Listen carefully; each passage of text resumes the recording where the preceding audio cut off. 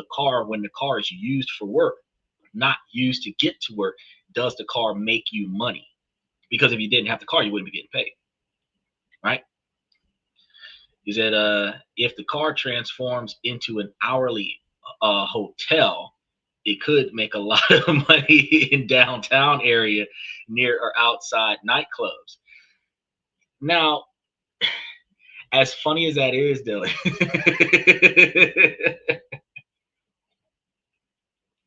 people live out of their cars, and they wouldn't have a problem with living out of your car. So if they're renting your car for the night, whatever they're doing in your car, again, you're still renting it out to society. That's one of those things. Now, before we dive in, I want you guys to remember that we have a different topic for you guys every night of the week, Monday, Tuesday, and Wednesday. It's usually about business and finance information. Today's topic is going to be relatedly finance, but this is a personal development topic because people who go to work and fix their credit and find the right partner, invest in home ownership, and this is a personal life choice that will drastically impact your finance. So while Thursday, Friday, and Saturday we talk about self-improvement, this one kind of intertwines with our budget topics. So that's why we're going to be talking about the amortization today. If you stay tuned, Bra Logic, I should at some point in here segue briefly into your information about those XRPs and gold and price hikes and tokenization. I actually did the work. I did the field work, and then and the information that I dug up turned my stomach in a way that I was like, nah, I might not have to wait until Tuesday. I'm probably gonna have to throw it up this weekend, which was another reason why I was late. Because I told you I was gonna look into it, and now that I got the facts for you, I'm going to debunk yet another myth, and then I'll be able to provide you, Dylan, with a lot of comfort in some areas and a lot of disappointment in the other, because I know you told me that you had some tokens. There's some good news and bad news related to that stuff. So let's go ahead and get started with one of the biggest questions, because what if I told you the 30-year mortgage, the very cornerstone of the American dream, is actually the biggest financial trap of our current generation? Because remember, we had that topic about credit scores, and installment loans boost your credit score. So the longer the installment loan, the more it positively impacts your credit score as the loan is going down and you're making on-time payments. The longer that lasts, the better your credit score, the more money coming out of your pocket also. So we're going to be talking about that. Now, you think that you're building wealth by doing this stuff. You think that you're going to make more money by spending more money. And that's not the case. A lot of people think that every $1,000 payment is another brick in your financial fortress. But what if the first 10 years you're basically just renting money, right? What if your loan balance barely moves? The hard truth is that you can feel like a tenant in your own home with the bank as the landlord. And in tonight's show, I'm going to show you guys exactly how this front-loaded interest trap works. So I'm going to walk you through the math the banks hope you never bother to look at. And then I'm going to give you the exact strategies that savvy homeowners are using to break free and pay off their homes in a fraction of the time, and saving hundreds of thousands of dollars. So make sure that you guys stick around, because what you're about to learn could change your financial lives forever. Now, we've been sold that dream of home ownership. It's more than a roof over your heads. It's a symbol of success, of stability, and the main way most people think they can build wealth for their families, because a lot of us coined that specific phrase: rent you out or buy yourself a duplex or a fourplex, live in one unit, and then rent out the other units so that you essentially live rent free. You work hard, save for the down payments, forgetting that these days there are options that allows you for deferments towards your down payment as long as you ask for that going in, because not every lender has those types of availabilities, but depending on the city and state and the lender that you have, there are options where you can potentially get no down payments included into your loan option, or down payment assistance programs. So people don't know about this. So you're trying your hardest to gain that $30,000 towards that $300,000 house, $60,000 towards that $20,000 house, and thinking to yourself, the more money I can save up to get this house, the better my options are to getting the house, in spite of bad credit, missed payments, a bankruptcy back in the day. All of these things that's happened that you just can't change the past. If I put more money down, I'm more likely to get approved, right?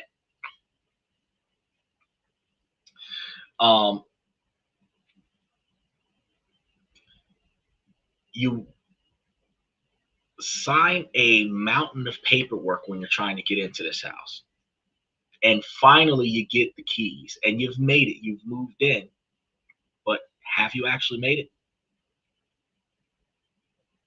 You think I have all pass. Sorry, I'm late. Special shout out to Mike. Mike is watching the comment section. So if Mike don't get you, I will. Keep your comments reasonably appropriate and today tuned to the topics at hand. Hold on, he says, I'm in a 3%, make one extra payment a year, cut into the interest. That's impressive to say that you got in on a real estate deal at 3%. You would have potentially been picking up real estate on a regular basis and paying it off on a regular basis to get 3%. You would have to be sitting on upward of a 850 credit score, because truth be told, it's around about 7%, and even at 720, you're looking at like 4.5 or 4.6% when you start talking about the mortgage, because the mortgage on a house, you can get 2.5% or 3% if you're a veteran. For that 40%, for that 40-year loan, it's a flat rate fixed payment loan that happens from I think Veterans United mortgage company. They'll mortgage a house for you and put you on like a 3%, which is better than the market average, but you don't usually see 3% loan offices.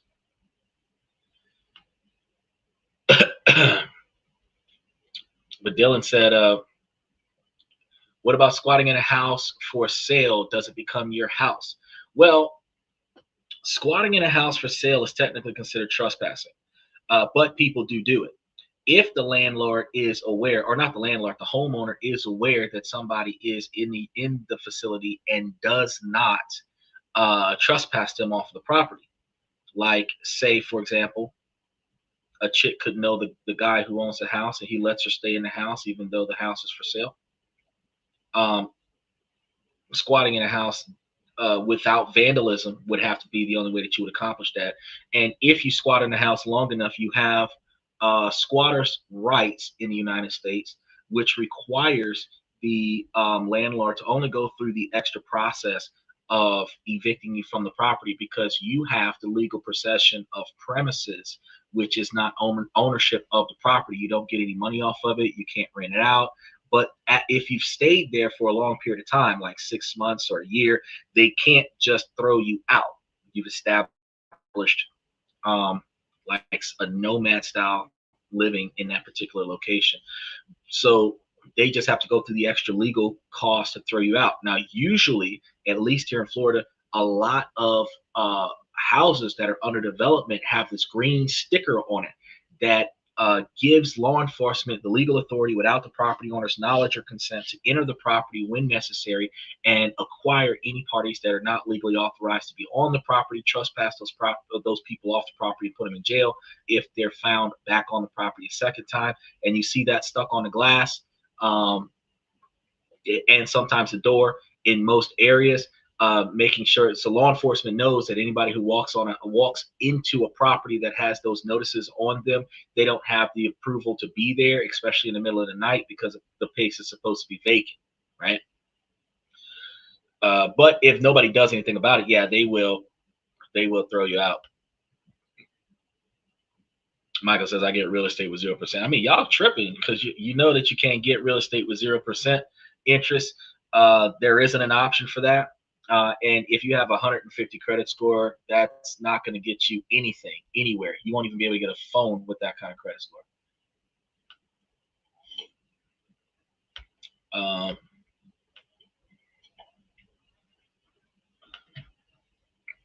The squatters laws are crazy here. Okay, so 750 credit score, but interest rates were 2 and got 3. Okay, yes, now that makes sense. Back when the interest rates were around 2%, as the lowest, you got around 3% because your 750 credit score. That makes sense. But right now, the average interest rates, because the feds are being ridiculous in 2025, those interest rates are going to be looking at like 8.5% on the high end. So your best bet would be 5.56%. Some people are going to get 6. The average person is going to see 7 if you have a 720. If you have less than a 720, like a 660 or 670, you're likely to see something closer to 7.5 or 8%. And if you have a VA status and you're using a VA loan, they're offering 6%, 5.5 to 6%, unless you're doing that 40-year loan. And the 40-year loan typically comes from you missing 1 or 2 payments on your original loan and then redoing the loan and then getting that 40-year loan off of redoing a 30-year loan, and then they give you the 2.5% because it keeps you from losing your house when you can't afford to pay for your house. It is a hardship loan. It is not the standard loan. So there isn't a standard loan that exists that you can use right now, because the 40-year loan that used to be standard during COVID times, they stopped using it as a standard method. Now you have to only flop on your original loan and then use that to keep you from losing your place. So that's the issue that you have. But that works when you're changing lenders because you've already got one. So we're going to be moving forward with this, and then we're going to be trying to address how all this plays into that 50-year loan that Dylan was talking about. Well, yeah, that you want to get a house with a yard so that if in the event that they're in your house without your permission, there isn't a conversation there. It's just digging a hole in the backyard. But that's one of the reasons why you want to get yourself a suppressor, because individuals that are in your house without your permission, you bury them in the backyard, nobody heard the shots. These days, people like to go out there with a loud boomstick, and then after that scenario goes down, then they're in a situation where everybody heard it, so the police are coming to investigate the sound. So now it becomes a police investigation. It isn't an investigation if nobody reported a crime, and it wasn't a crime when you buried the body in the backyard because they were trespassing, and you don't have to call the police for that, as long as you call 811 and make sure that the hole that you dug is authorized to be dug. That's it. And you're looking at, in my opinion, it would have to be like a 10 or 20 foot deep hole. That would be the smartest dig to make, not a 3 to 6, because they go 3 to 6. But if you go 10 to 20 and then like 20 down as halfway, you want to put some stuff there that makes them change their mind about continuing digging, and then keep going. And then after you put it back in there, put you some exotic plants on top of it. That delays their ability to uproot them. 15 years later, when they start looking, they ain't looking underneath them exotic plants. But have you ever looked at your mortgage statement after months or even years of making payments on time. And some of y'all that have just felt that sinking feeling in your stomach that you've paid thousands upon thousands, maybe even tens of thousands, but your loan balance has barely budged. You find yourself asking, where is all the money going? And it feels like you're sprinting on a hamster wheel again and still going nowhere. And that isn't just a feeling, it is a calculated reality, and it's by design. The system has a name, and that is a sound that is harmless to most people: amortization. And amortization is just a process of paying off debt over time. Every payment you make is split into two parts: a part that goes to the principal, the money that you actually borrowed, and a part that goes to the interest, the bank's fees for lending you the money. He said, I would buy 1,000 carnivorous Venus flytrap plants and have them eat the bad guy. Now, instead of buying carnivorous, because that's actually very creative. That is some Dr. Evil, Mr. Goldfinger kind of ideas. And I love those ideas. But you know, it makes a lot more sense just to have like 48 or 50 very hungry pigs in your backyard, because I think the only thing they don't eat are teeth. And then you don't have to dig a hole. Just throw it out back during mealtime. If y'all didn't know already, growing up in the South, we learn ways, because in Louisiana, they don't have a first 48 because there ain't nothing to look for.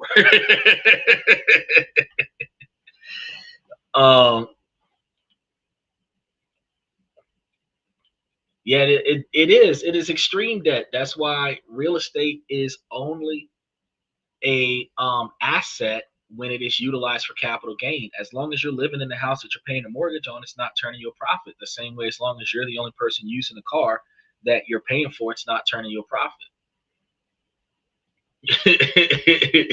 On this and that's episode of First 48. Xander is going to question the logic of XRP. But here's a secret that they did not exactly advertise in big, bold letters. The whole system is deliberately front-loaded with interest. That's the part that nobody really thinks about, because we believe that the interest is spread across the payments, where half of it will go to interest, the other half of it will go to the principal. Again, imagine running that marathon where for the first 10 miles, the official made you wear a 50-pound vest. Your progress is painfully slow. You're using tons of energy, but barely covering any ground. That's your 30-year mortgage. The bank makes sure that they get paid first as much as possible before you foreclose on the loan, and they get paid the most right at the very beginning. So let's put some real numbers to this so that you can see the trap in plain sight. For example, let's imagine a $400,000 house, which is a little bit moderately priced house. And you get a loan for a 30-year fixed rate mortgage. 7% is what we got going on right now in America. I have to be clear, 7% is just an example for the math to be simple, because as of late November of 2025, the average 30-year fixed rate is actually projecting around 6.23%, but the trap works exactly the same whether the rate is 5%, 7%, or 9%. The mechanics don't change, just the values. It's crazy. I paid $240,000 for my house in 2016. Californians moved in Tucson, drove my house up $420,000 in 10 years. Yeah. All it takes is for them to take good care of the land, because your house is based on the value of the last 5 or 7 houses that's been sold near your house that is similar to your house's design. So what happens there is, if you want your property value to go up, you want other people's houses to be in good condition, and that's where you have those HOA bastards that come and tell you, micromanage to you, how you keep your house, because the quality of your house dictates the quality of my house and the quality of the house next door. So when people are buying houses in your neighborhood for more than what you paid for your house, the value of your house goes up because somebody could essentially buy your house for the same price, even though your house is not for sale. A home mortgage should never be for 15 years. Yeah, marriage should never be for life either. Marriage should be for the first 10 to 15 years, and then after that, it's anything goes. When loans started coming out, when mortgages like this were coming out, it was a lifetime mortgage of 15 years because your ass was going to be dead before the mortgage was paid off in the first place. It was a guaranteed debt trap. Marriage is the same thing, till death do us part. Most folks didn't live past 40. Midlife crisis was like 25, 30. And if you got married at 18 and you lived the full life, your marriage would have been about 15, 20 years long. Odds are every 10 years, you have 5 or 10 years, you have to renew your marriage vows because you change every 5 or 10 years. And you guys are not going to be the same people y'all were when y'all first met. You're not going to be the same people y'all were when y'all got married. And you're not going to be the same people y'all were when y'all were in that relationship for 7 to 10 years. And the mortgage is going to be the same thing. Not too many people are going to have the same job that they had when they qualified for the loan, and they're not going to be making the same amount of money that they made when they first started on this loan. And they have to figure out a way to carry the loan, even if they get a different job, even if they're making less money, even if they get injured and they can't work as much as they used to. They just got to figure these things out. And so it's a lifetime decision. And that's going to lead into what we're going to be talking about coming soon about Trump's proposal for 50-year mortgages. He said, and if Bra is correct as to hold, I can see it. Well, he was correct about holding real estate, but he was incorrect about everything else that he said. You pronounced it Tucson. Yes, sir. I pronounced it Tucson. It's Tuscan or Tucson, but I'll pronounce it Tucson. See, it's silent. All right. So on our example, $400,000 loan is 7%. Your monthly principals and interest payments would be about $2,661, and you pay this every month. Feeling responsible, you're building equity, right? You're enthusiastic about it.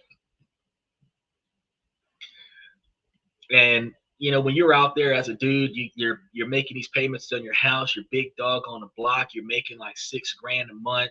Well, probably $5 grand a month. Let's be real. You're making like $5 grand a month. You're paying, 2,600, 2,700 on your house, and you've got everything else going for you. And then you go over there and talk to that chick. Oh yeah, I'm a homeowner. You look stable. Look at this. Of the $2,661 that you sent to the bank, how much do you think went down towards the actual loan? What do you think? Maybe half? Maybe $1,000 of it? How much of that $2,661 you think went towards the money that you borrowed? You would not believe it. Not even close to $1,000. In 1 month, about $2,333 of your $2,661 loan is pure interest going straight into the bank's pocket. Only around $328 actually goes towards reducing that $400,000 debt.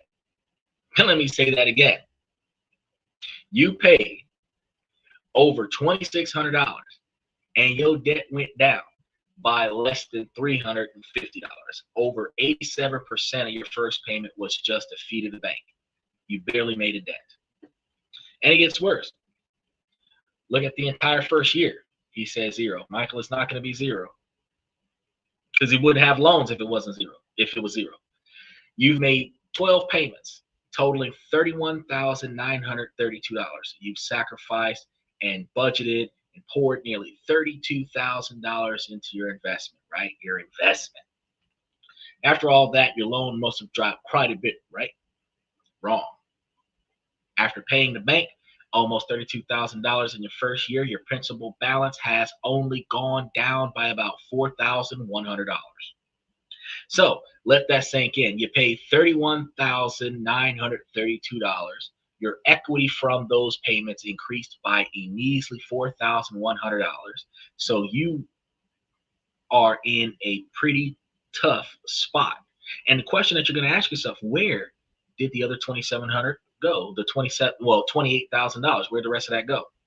It vanished into the bank's profit column. It didn't build your wealth. It built their wealth. So this is the front-loaded interest trap action. The loan is set up so that in the early years, you're doing the little, small increment, tiny steps that are much less than paying only on interest. The bank gets most of the profits from you upfront, making sure that they win no matter what happens, even if you can't carry this loan halfway through. You're the one taking all the risk while your payments do very little to actually secure your ownership. And this is the hidden truth of the standard mortgage. And it's why many homeowners feel like they're spinning their wheels, perpetually broke. So if your first year was shocking, get ready. We're about to look at the gears that grind away your wealth for decades. Now, the bank's secret playbook is the amortization schedule, the giant table of numbers that you got at closing. Most of us probably ignored. It lays out every single payment you'll make for 360 months. On that schedule, you'll see the same thing, $2,661 payments listed over and over and over again. But the column next to it tells the real story. The interest column and the principal column. At the beginning, the interest number is huge and the principal number is tiny. Month after month, the interest portion slowly shrinks and the principal portion slowly grows. The key word here, slowly. This brings us to a milestone most homeowners don't even know exists, the crossover point. This is when your payment finally starts working more for you than for the bank. The moment the amount going to principal finally takes the amount going to the interest over. It just completely flips and starts becoming more towards principal and less towards interest. On a 30-year loan, when do you think it happens? At 5 years or at 10 years? When do you think it happens? When you start paying more towards your principal than you start paying towards your loan. So I can understand that, especially since if you default, the bank still wins. Exactly. So on our $400,000 loan at 7%, you will make 216 payments before you hit that crossover point. That is 18 years. So for 18 solid years, the bank gets the majority of your money from every single payment for nearly 2 decades. More than half of your payments isn't building your equity, it's building the bank's profits. So you have to be in your home for almost 20 years before your payments really start to make a dent. The same way you have to own a Tesla for 20 to 25 years before it starts paying for itself, unless you're renting it out. Because the money that you save on gas and repairs is offset by the money you spend on that $15,000 battery that's not covered under your insurance. Well, it's only covered under the warranty for the car for the first certain number of miles or certain number of years that you have the car. And then after that, you're probably going to have to trade it in. But when you think about a $150,000, $200,000 car, and then you're going to have it for 5 years, the warranty is only going to last you for 3 years. The battery is only going to last you for 2 years. So you might get a free battery one time under the warranty, and then the second battery, you're going to have to trade that car in before that battery goes out.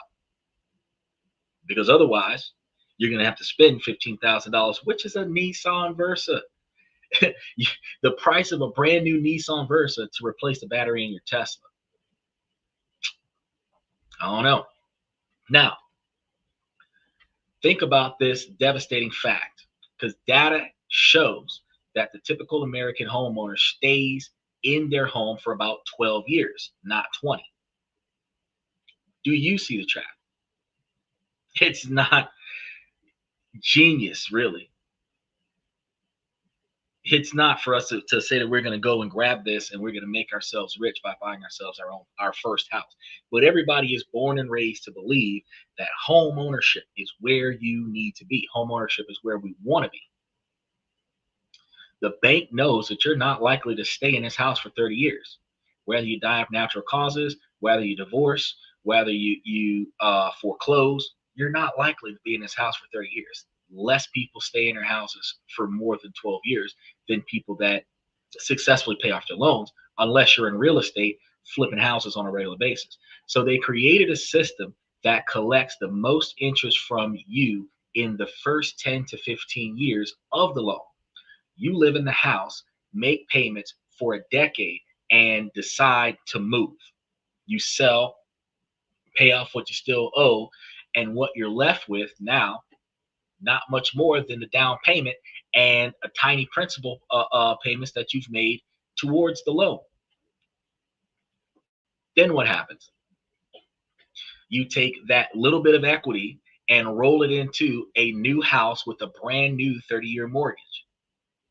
The same way that you're forever paying extra money to lease a car under ownership expectations when you're financing it, the same way that you're paying extra money to lease a cell phone under ownership payments, is the same thing that you would be dealing with mortgaging a house until you sell and mortgage another house. The trap just resets itself. You're right back to payment number one, where 87% of your money goes straight to the bank. You can spend your entire life living in the first decade of a mortgage, paying almost pure interest over and over and over again. And this is how you can pay a mortgage your whole life and retire with very little home equity. So let's zoom out. If you did say stay for a full 30 years, you paid the total of $957,960 for that $400,000 loan. Twice as much. That's over $500,000. $557,960 to be exact, in pure interest. You didn't just buy a house for yourself, you bought one for the bank too. And what if the system could be made even worse for you? Because this is what Dylan was talking about earlier this year. There has been a proposal for a 50-year mortgage pitched as a way to make housing more affordable with lower monthly payments. Donald Trump had the discussion. They have not voted on it yet. It is in the processes, but there's a lot of checks and balances that has to occur. It is possible by the time Trump gets out of office that we will have the option for 50-year loans. But as it stands, the opportunity for having 50-year loan mortgage set up within the next 15 months is highly unlikely. So we will be living off of the standard 30-year mortgages, and then for the VA potential hardship mortgages of 40 years if you've missed a couple payments. So if you did manage to, in the generation of 50-year loans, have that same $400,000 house, get a loan for it at 7%, and utilize the 50-year payment option, your monthly payments will go down from $2,661 down to $2,351 a month. It's not a lot, but on the surface, it looks great that you're saving over $300 a month compared to the 30-year loan. That might be just inside of the cusp of what you're capable of affording on your monthly payments. But this is the deadliest trap of all, because if you pay that loan for the full 50 years, which, recognizing that the average life expectancy is closer to 84, you would have to get into that loan in your 30s and stay with that house for 50 years. But if you did, you would have paid over $1,012,000 in interest alone on top of the $400,000 house. That's nearly double the interest of the 30-year loan. You pay a staggering $455,000 extra just for a slightly lower monthly payment. It's not worth it if you're trying to turn a profit. It's worth it if you can't afford to pay the bill. But here's how you can flip that trap on its head. What if you took out the 50-year loan, but instead of paying that minimum $2,354 payment, you just round up and paid the original 30-year payment of $2,661. The extra $307 a month goes 100% to the principal. Yeah. And if you were to round it up to $2,700 a month, you would have $347 going straight to the principal. Doing this, you would no longer be on a 50-year timeline. You are now on track to paying off your loan, off the whole mortgage, within 30 years, just like the normal loan would have been. You've just used the bank's system against them, potentially qualifying for the loan with a lower payment, but then immediately erasing 20 years of debt and saving yourself over $455,000 in interest. Now, some people might say, well, why not just get the 30-year loan if that's what you're going to do? Reason being, two things. One, if you can afford the $2,300 loan, but you're capable of paying the $2,600 loan, the longer you're paying the $2,600 loan, the lower your total cost of the house is over time. In a moment when you might not be capable of paying that whole $2,600, but you're still able to cover the $2,300, you can pay the smaller amount and not default on your loan. That's the first benefit. The second benefit is individuals that refinance. The more equity that you're putting into the house in the earlier years of having the house, the more likely you can refinance for something. So say you manage to build up an extra $50,000 worth of equity towards the house. Well, I mean, think about this. If you're putting an extra $300, $350 down a month on the house, you're putting an extra $3,500 to, let's say, $4,000 extra dollars a year down on the house. So if you held the house for 10 years and you were overpaying on it for 10 years, you'd likely have an additional $40,000 worth of equity on the house on top of the original amount that you would have gained, which might mean you might have about $50,000, $60,000 worth of equity in the house 10 years into ownership on a 50-year mortgage. If something happened and you needed to take out a second mortgage on a house, you'd have $50,000 worth of capital there to make that happen. Also, if you're overpaying on a house and you wanted to refinance the house and stretch out the loan for a longer period of time, which could potentially reduce your payments again while they're calculating larger quantities of interest on the house, there is a factor that you're overpaying on the mortgage, which gives you the capabilities of reducing the minimum amount that you're required to pay, which the lower that gets, the more you can overpay on it, which still allows you to cover the cost of the loan in lump sums, which is a benefit for you. Because while you have the capabilities of paying the house down sooner, you also have the capabilities of building a safety net around your monthly payments.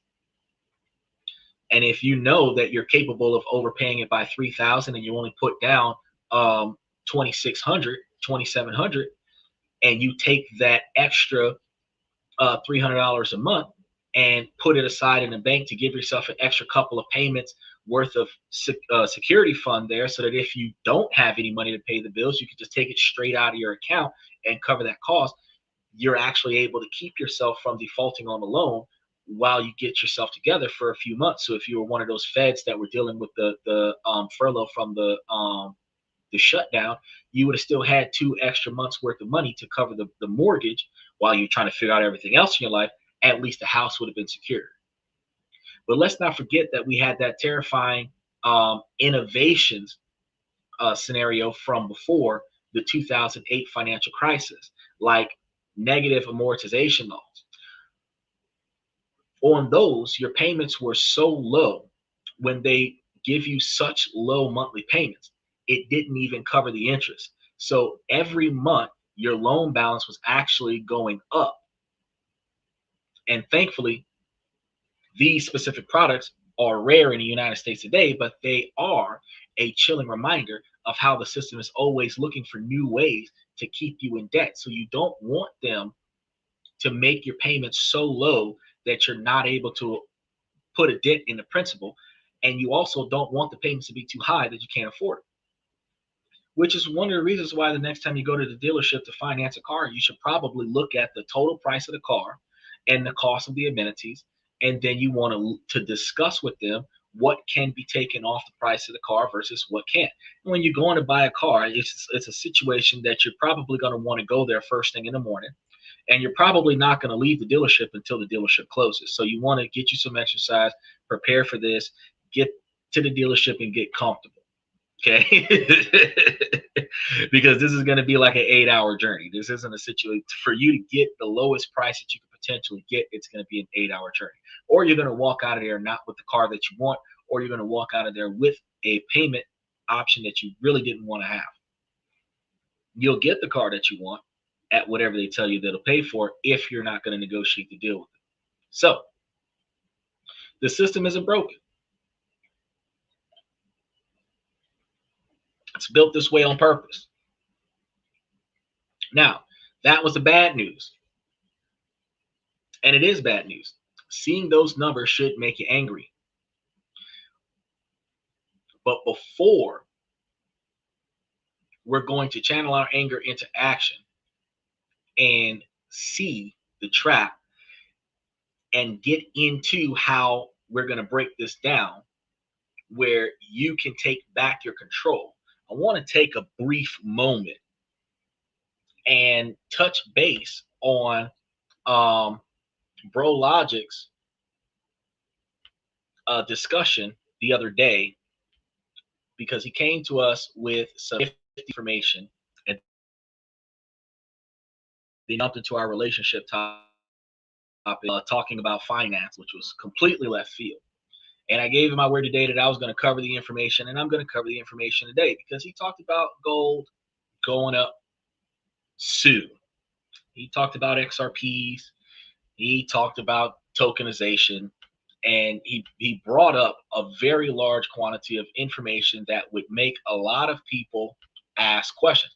And it was clickbait information that clearly redirected our discussion, because it was actually a privileged comment that derailed the whole show twice this week.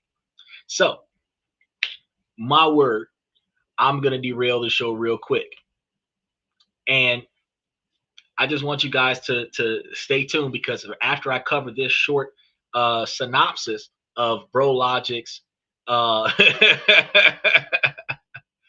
feedback on gold and everything to that effect, we're going to get back to how we can actually make money for ourselves and spend less money on this real estate.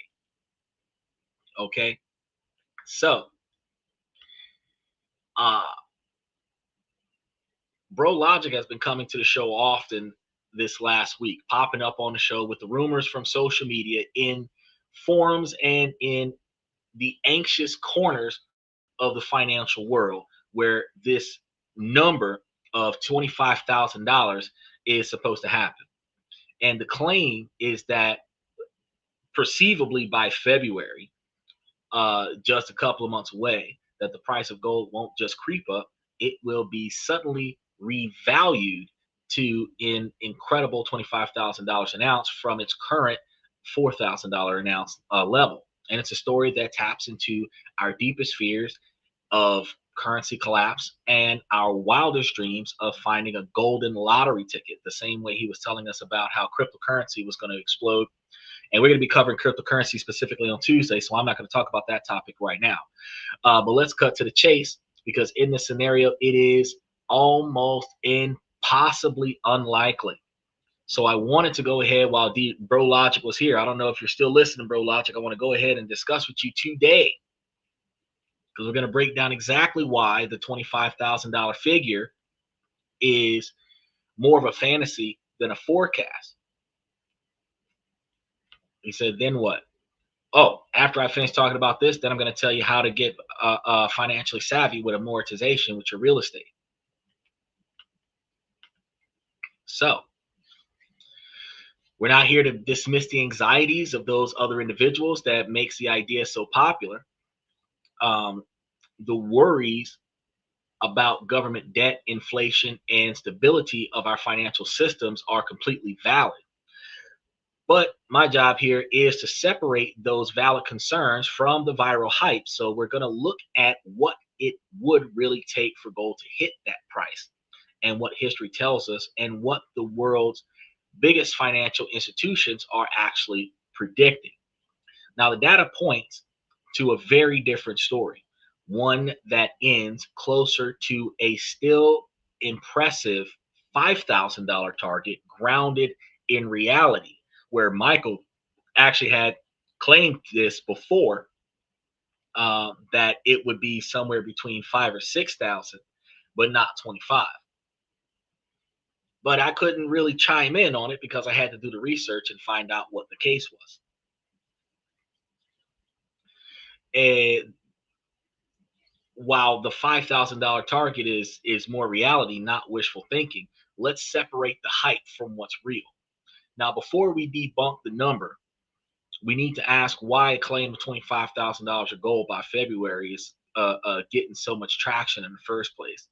This isn't just random noise. It's a narrative perfectly built for our anxious times. First, it plays on the fears and the desires for a simple fix. So we're living in an era of serious economic anxiety. People see massive government debt, inflation chipping away at their savings, and geopolitical chaos that seems to get worse by the day.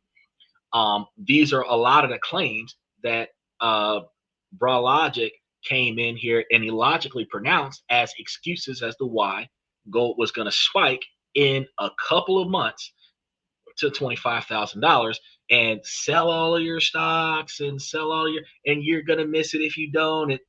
Don't listen to that.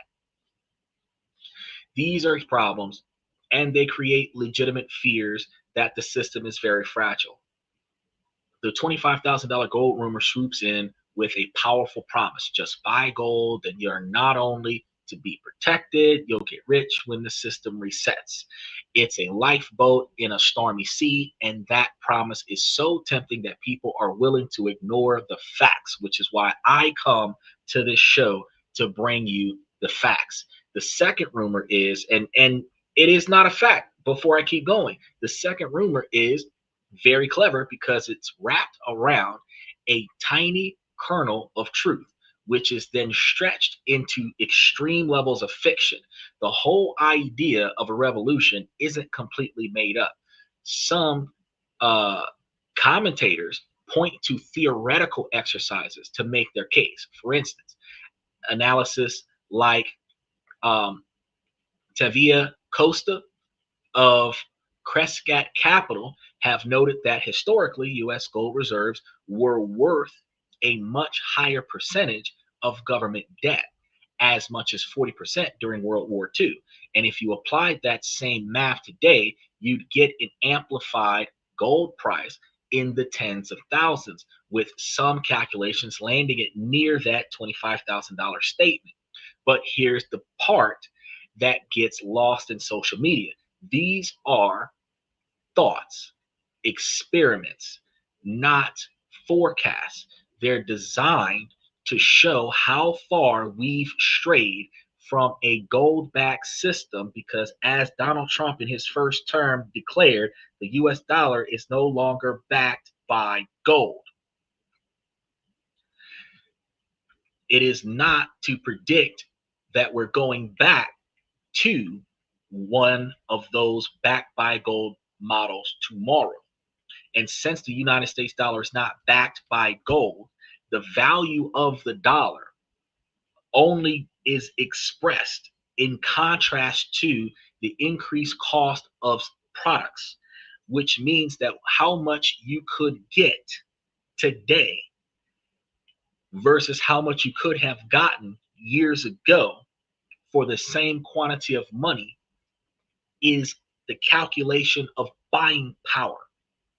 If the American dollar loses essentially 10% of its buying power, you're getting 10% less stuff today than what you would have gotten 25 years ago or 50 years ago for the same quantity of money. However, when the value of the dollar in today's market goes down in comparison to exchange rates with other countries, your dollar for dollar US purchase with US money on US soil is not impacted by that. But how much money you have to spend in another country is impacted by the devaluation of the US currency versus another currency. That's currency exchange. None of that has anything to do with the value of gold because gold is not tied to US debt. So even though the United States debt is in $37 trillion worth of debt, actually technically it's around $30,000 worth of debt right now. However, the debt has been earlier this year that if changes would be made, it would be made by them creating in the mint a different type of coin that could potentially be valued at over $1 trillion if they did something to that effect. And that particular type of coin would then be able to massively offset the value of the US dollar, where people would be buying shares of this $1 trillion coin, especially if he was to do 40 of them, and that would essentially erase the debt if done that way. And that hypothetical, though, not an actual action, which would then put a lot of people in a position to have the value of the US dollar, if the budget could be widely managed at that point, to then be more than what it is now. And then you would have more spending power in another country, right? So social media strips out all of that nuance, and a theoretical what if becomes a definite what's next, which throws everybody through a loop. Now, the third thing that you have to deal with is that social media is an echo chamber. Algorithms are built to push sensational headlines. Posts that are screaming $25,000 gold is coming will always travel faster than a measured analysis from JP Morgan predicting a move to 4,000 or 5,000 to get a share in groups that are already convinced the system is rigged, creating a feedback loop where everything like and share makes the idea seem more and more like a hidden truth in the mainstream, where the major media would likely be trying to suppress that truth. But that's not the case. So much fake news can be produced on social media that you can't tell right from left. But what you could tell is that the truth is not capable of being suppressed as readily because it's instantly thrown out onto the internet. Now, special shout out to Nemo. He asks, is he blind or is it just too sunny inside his home? I shine brighter than the sun, so it's too sunny in here. Likewise, though, Geordie LaForge, you remember him from Star Trek. He was the pilot of the ship. How can a blind man read your text? And how could Geordie LaForge's blind behind fly that ship? Make sure you like and subscribe. A lot of us never thought about that. We watched Star Trek for years, and then the day that he took off his Cyclops glasses, He had no eyes and the little dotty things on the side of his head and was like, oh shit, that man can't see. How the fuck does he fly the ship? Autopilot. We just put him in a chair because the ADA laws require us to give him a job. So we put him in the autopilot Tesla chair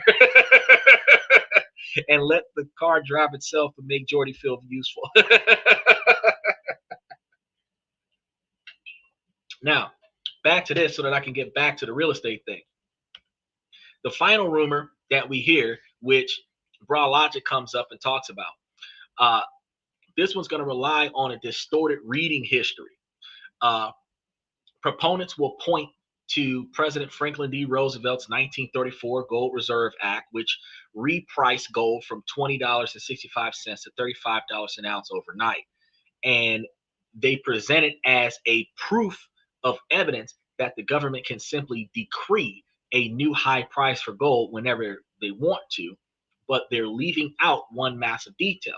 The United States was on the gold standard back then, back in the 30s, when gold was being priced by the United States government. Today, we are not on the gold standard. No major central bank has announced any plan to return to a gold standard. And I really actually have to do a show about this one day for us to really think about exactly what you would have to do to really be on a gold standard as an individual or as a business. But the context is completely different than the events that are being used to give the rumor a false sense of credibility. And when Bro Logic dives in and starts talking about this stuff, because we might have some knowledge about some things in some places, we don't know everything about everything. So if any one fact is mixed into a large number of what is called false truths or complete lies, you can't really refute it because you haven't done your research. You were bombarded with a large quantity of rumor, and it is what it is. It's a large quantity of rumor. But when rumors devalue the scenario and debunk your capability of being successful, that's when I have to take a stand and I have to start breaking through the noise and pulling back curtains so that you can see exactly what we're supposed to be trying to do here. Now, when you mix that economic fear with a twisted bit of truth, social media algorithms, and a warped view of history, you get the perfect storm for a financial myth. And this compelling and easy to understand system is, as we're about to see, completely falling apart when you look at the math. Now, let's talk about this real quick. And I'm going to crunch some numbers. But this is where the theory really breaks down. For gold to jump from its current price of a little over $4,200 an ounce right now in 2025, in November going into December of 2025, to a whopping $25,000 by February, it would need to increase by nearly 6 times or almost 500% in just a few months. A move that is huge. And that move isn't just unprecedented. It's nearly impossible in any world that isn't in a state of total collapse. Okay? So to get a sense of scale, let's look at gold's total market value. As of mid-2025, the entire above ground stock of gold is estimated to be around 218,000 metric tons at about $4,200 per ounce. That total value of all gold ever mined is roughly $29.4 trillion, which is about $1 trillion or $600 billion less than the total US debt. Now, let's pretend that the price hits $25,000 per ounce. That same amount of gold would suddenly be worth over $175 trillion. What would that mean? Well, it means gold would be worth more than every stock on every stock market on the planet combined. It would be worth more than the entire global bond market. It would have a value that would be nearly double the world's annual GDP. And for gold to become the single largest asset class on earth, dwarfing all of global industries and innovations, it wouldn't be a market shift. It would be a sign that everything else has failed. Special shout out to Max Opposer. I see you, guy. He said, have you seen the uprising crater known as? No, I haven't. And it is late. It is past your bedtime. Did you do your homework? Have you been studying? Well, you shouldn't be taking. Okay, so he asked me, do I agree with the black pill or the red pill? But you shouldn't be taking pills. You're too young for that. You should try more natural approaches. Find a way to get you some exercise and go out into the street and do some jumping jacks, not while moving traffic is headed towards you. Run uphill with your skateboard and then ride down the hill with your skateboard.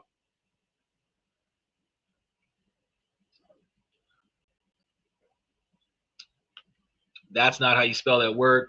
There it is.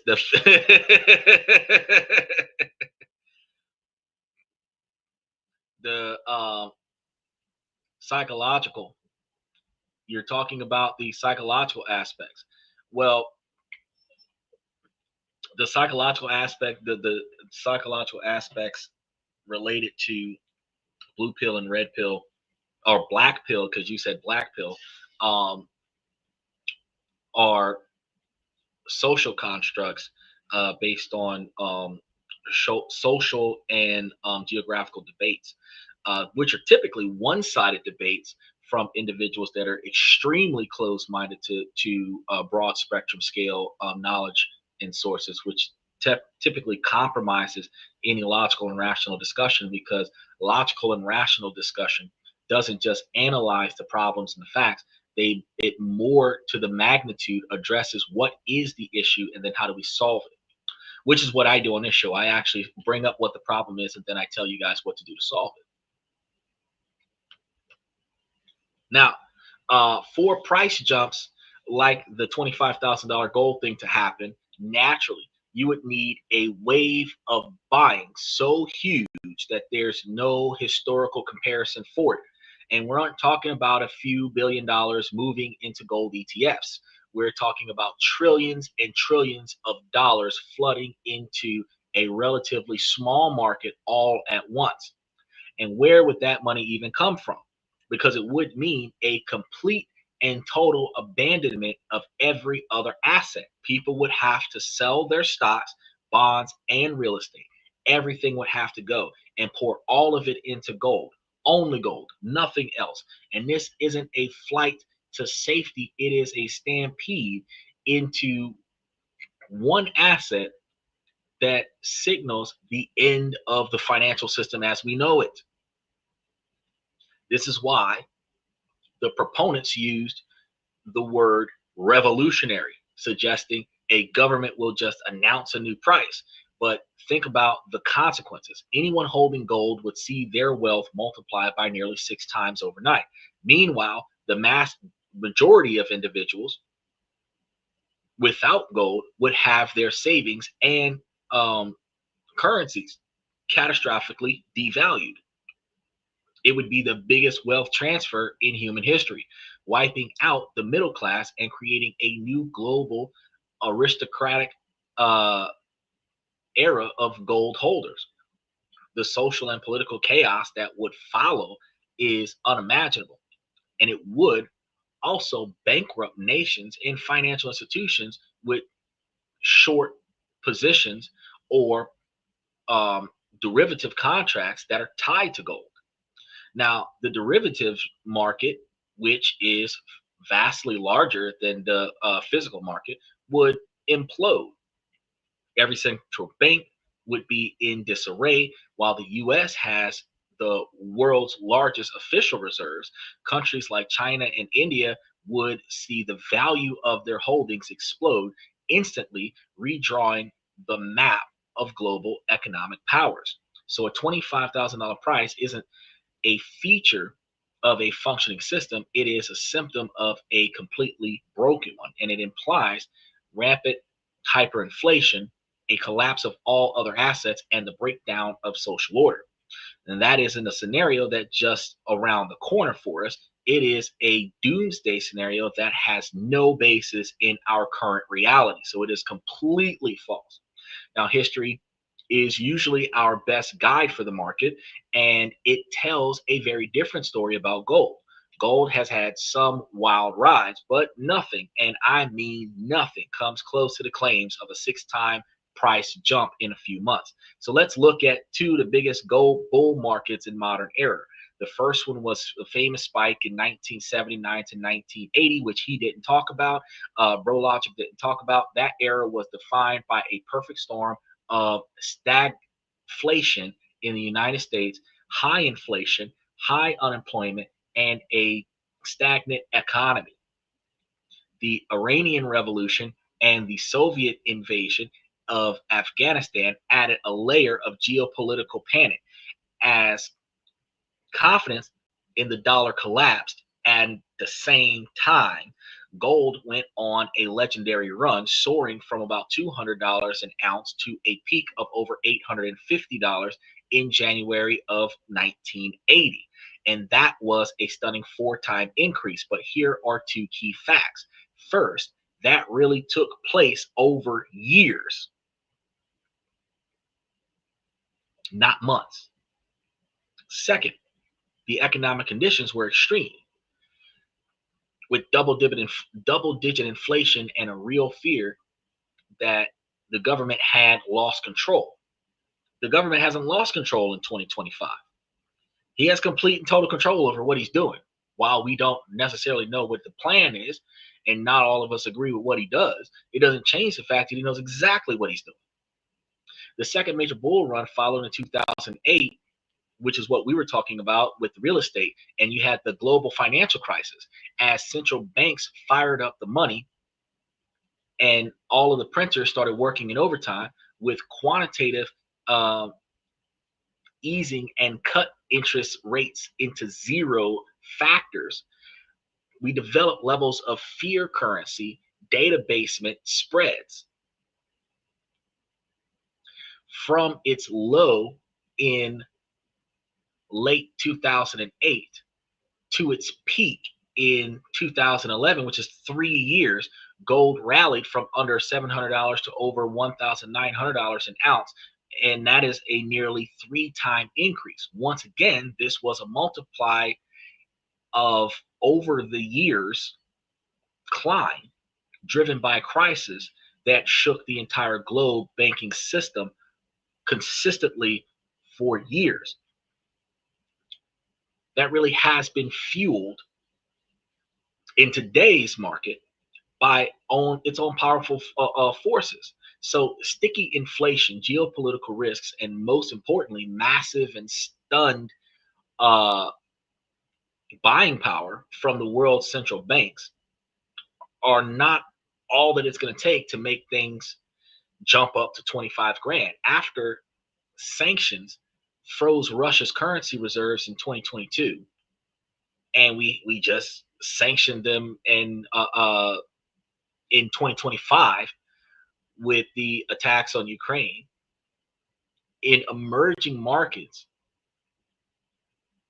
we have buying gold at a historic price with a net purchase exceeding 1,000 tons annually in recent years. They see it as the ultimate neutral asset, one that can't be frozen by a foreign power.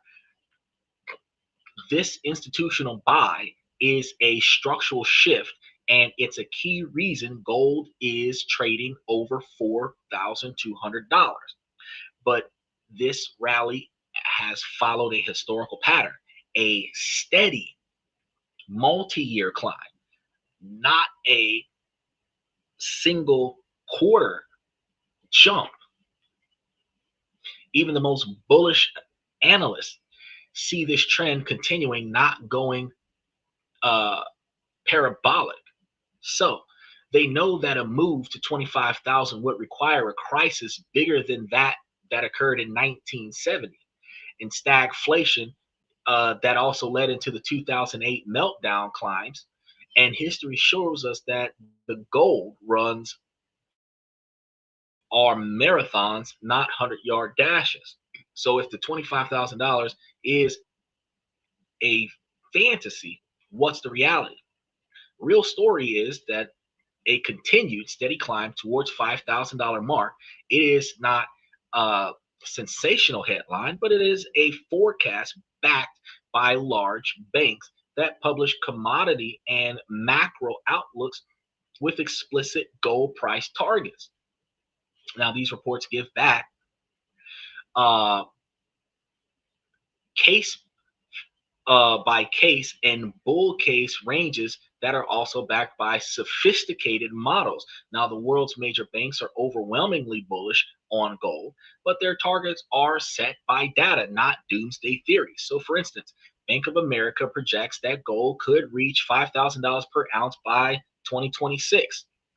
JP Morgan, which has also become more bullish, sees a path for gold to rise past $5,000 by late 2026. Goldman Sachs and UBS have also raised their 2026 forecast with some bull case scenarios approaching 4,900 to $5,000 levels. So between now and December of 2026, not too many people are really saying that it's going to hit $6,000. But note the pattern. The sharpest minds in finance are all pointing to a small range, that high 4,000s to low 5,000s, nowhere near 20 to 25,000. And they're all doing it for the same clear reason, using models based on interest rates, inflation, the dollar, and central bank demand. Now, the most powerful driver is the relentless demand for central banks. And this isn't just a trend, it's a structural shift. So the World Gold Council reports that a vast majority of central banks, which is about 95% of those surveyed, plan to keep buying gold. And countries are steadily increasing their gold reserves to hedge against the US dollar and hold a sanction proof asset outside of Western control. And this creates a strong flood under the gold price and fuels further gains.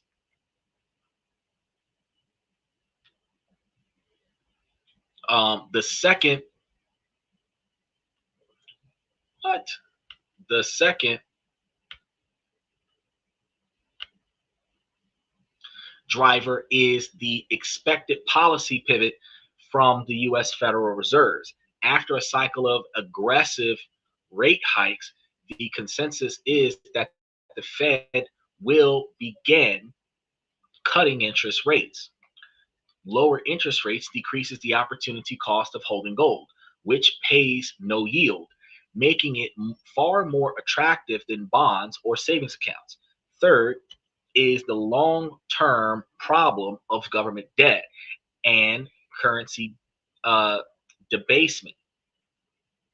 The US and other nations are running massive deficits and piling up debt. Historically, the most common way to manage unsustainable debt is to devalue the currency through inflation. Investors know this, and they are using gold to protect their wealth from this slow erosion of purchasing power. Finally, geopolitical uncertainty isn't going away. From trade wars to regional conflicts, the world is a messy place. So, for thousands of years, gold has been the ultimate safe haven asset, financial insurance against the chaos. As long as these tensions continue, investors will seek it out. So, when you comb these four forces, structural central banking buying, independent rate cuts, currency debasement, and geopolitical risks, the case for a continued bull market is incredibly strong. It's not the overnight explosion promised by the $25,000 crowd or by Bro Logic. It's a logical data-based path towards a $5,000 level, which is about $800 spike from where it is right now over the course of the next 13 months. Look at the idea of $25,000 uh, worth of gold is expecting to be really excited for those people who already have gold. And I get it.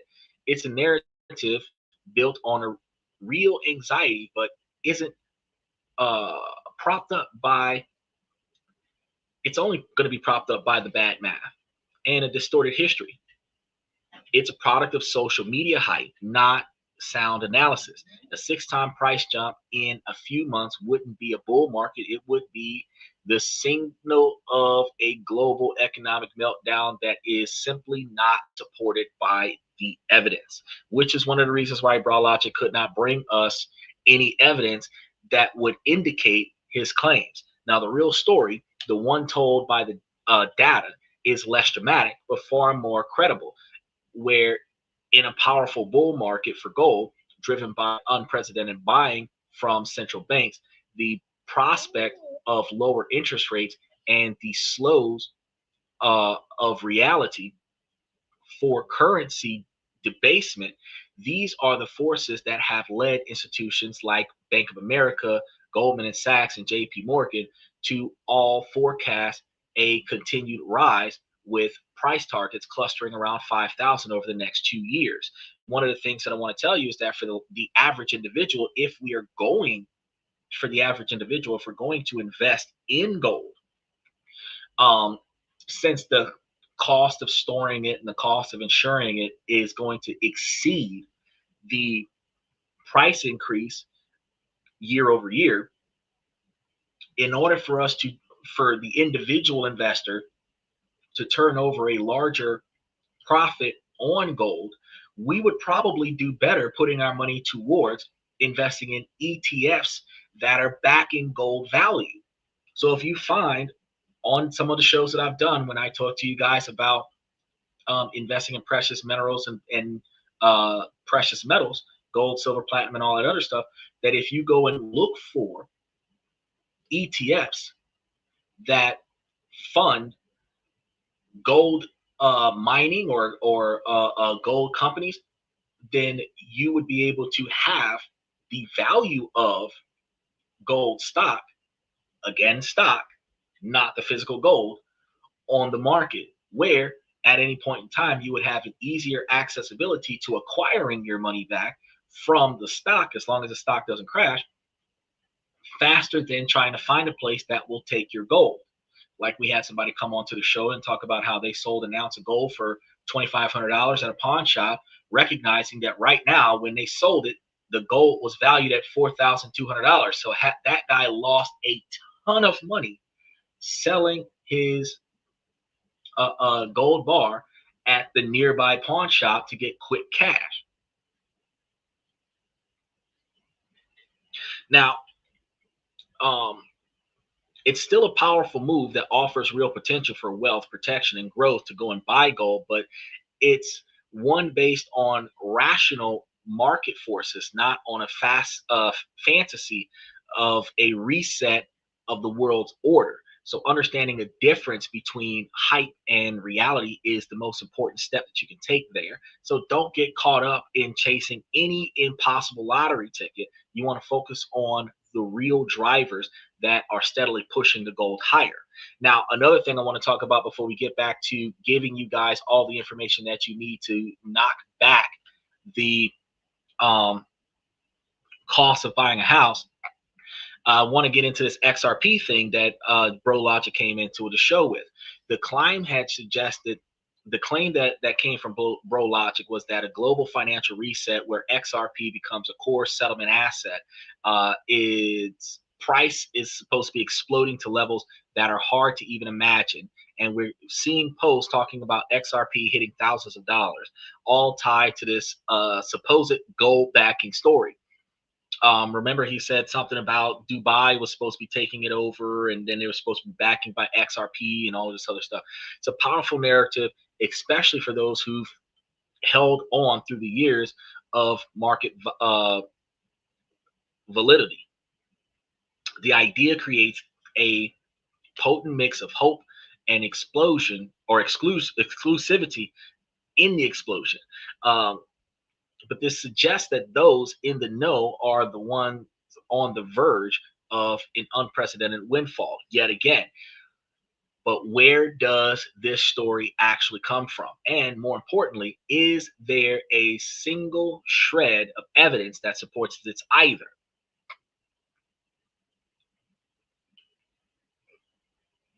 He said, Felix, some say that I kind of look like Papa Doc from 8 Mile.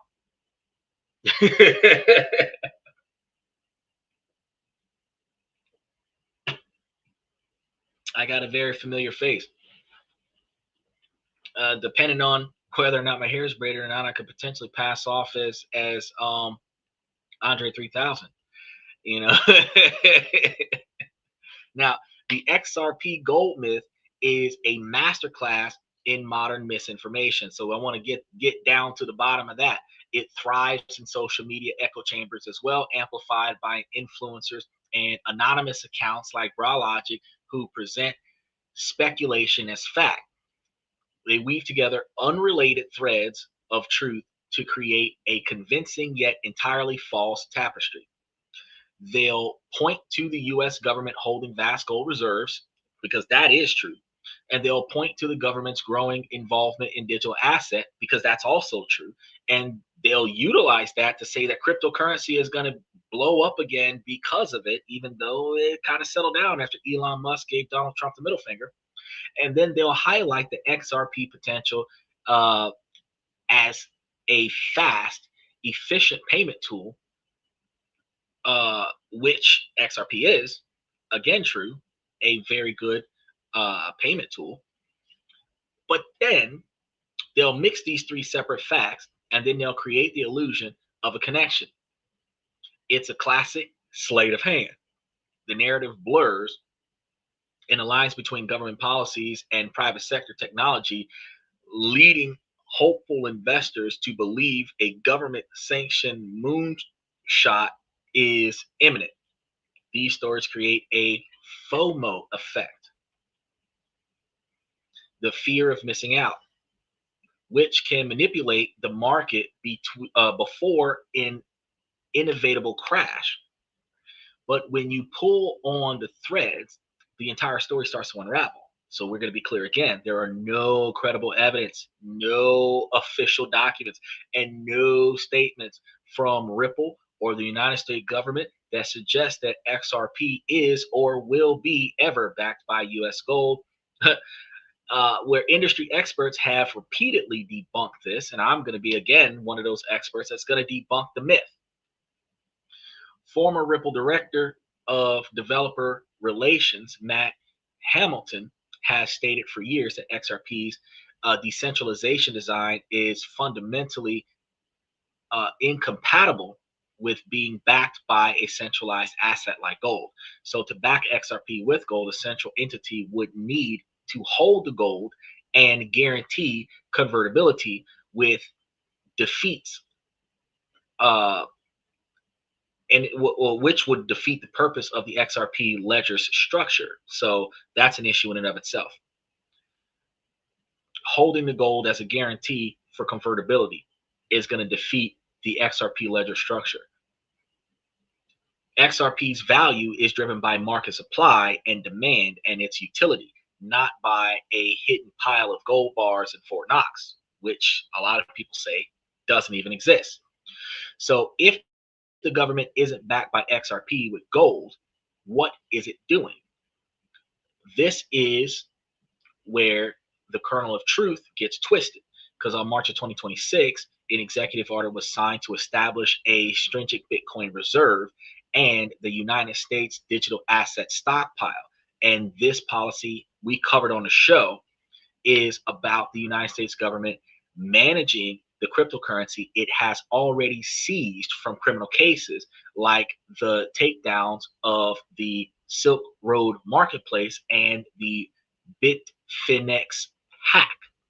From these seizures, the United States now holds an estimated 200,000 Bitcoin through a full audit is still pending.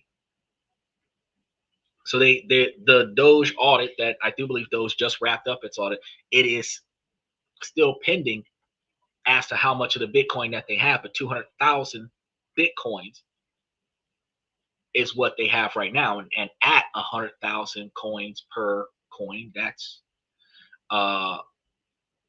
what, 2 million? Or I could be mistaken the zeros, $2 trillion worth of Bitcoin. But the creation of the strategic Bitcoin reserve is a move to treat these seized assets, primarily Bitcoin, as a national reserve, similar to gold or oil. So instead of immediately auctioning it off as it did in the past, the new policy is to hold it strategically. But here is the crucial distinction that the rumor mongers over conveniently and ignores. This reserve strategy is overwhelmingly focused on Bitcoin, while others uh, have seized digital assets like Ethereum, Selenia, and XRP. It will be held in the separate digital asset stockpile. The core reserve strategy is explicitly named the Strategic Bitcoin Reserve. So when you hear whispers of the United States government and a crypto reserve, understand that they are talking about managing seized assets with a clear strategy focused on just the Bitcoin, not about underwriting a private company's token with the nation's gold.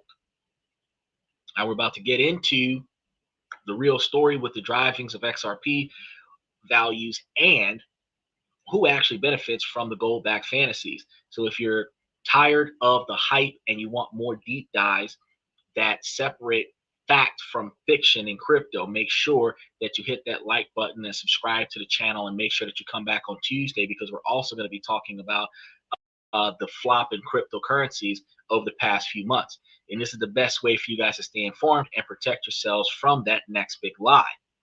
Now, if the gold backed rumor is a fabrication, does that mean that XRP has no future? Not at all. The real story isn't about XRP being backed by gold. It's about the XRP ledger being a platform for tokenized gold and countless other real world assets. So the key is the XRP ledger is built to support the creation of digital tokens that represent real assets, a process called tokenization. So imagine a world where a bar of gold in a vault is represented by a digital token on the XRP ledger. That token is backed by gold because an insurer holds the physical gold in a reserve, and its ownership can be transferred instantly and cheaply across the globe. In this scenario, XRP itself isn't gold. Instead, it acts as the bridge currency, the natural high-speed rail that allows for the exchange of these tokenized assets. If you want to trade a token representing US dollars for a token representing gold, XRP can facilitate that transaction in seconds for a fraction of a cent. Its role is to provide liquidity and serve as the plumbing for new tokenized economies. Now, this isn't a theory, it's already happening. Ripple and the XRP ledger are actively positioning themselves for the massive market of real world assets, tokenizations. A widely cited 2002 report from Boston Consulting Group projected this market could reach over 16 trillion by 2030. We're in 2025. That means 5 more years. So we're already seeing projects launching things like tokenized US Treasury bills and digital commercial paper on the XRP ledger. And this is where the real institutional interest lies. So who is promoting the gold lies besides Bra Logic?